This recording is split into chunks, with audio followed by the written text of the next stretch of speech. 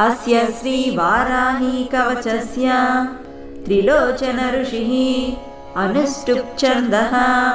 श्रीवाराही देवता ॐ बीजं ग्लौं शक्तिः स्वाहेति कीलकं मम सर्वशत्रुनाशनार्थे जपे विनियोगः ध्यानं ध्यात्वेन्द्रनीलवर्णाभां चन्द्रसूर्याग्निलोचनां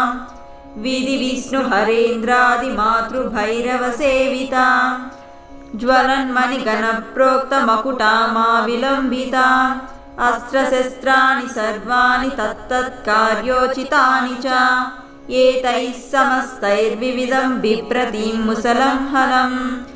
पात्वा हिंस्रान् हि कवचं भुक्तिमुक्तिफलप्रदं स्तोत्रं पठेत्